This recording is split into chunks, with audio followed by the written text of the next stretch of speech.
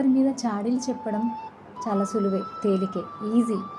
కాకపోతే బాధపడ్డ మనసుని, గాయపడ్డ మనసుని బాగుపరచడం ఎవ్వరి తరము కాదు. ఎదుటి వాళ్ళు గుడ్డిగా నీ చాడీలు నమ్మేస్తున్నారని చెప్పి చెప్తూ పోతున్నావు. కానీ ఏదో ఒక రోజు వస్తుంది తిరిగి నీ దగ్గరికి.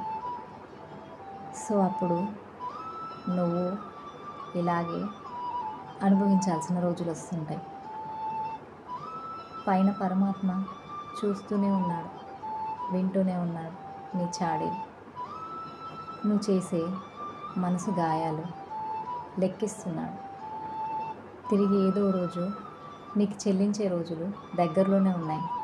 ముందు నువ్వు అనుభవించే రోజులు దగ్గరలో ఉన్నాయి. సో అందుకే ఇది ఒక హెచ్చరిక. చాడీలు చెప్పడం ఇప్పటికైనా మానే. ఎదుటి వాళ్ళ మనసులోను బాధ పెట్టడం మానే.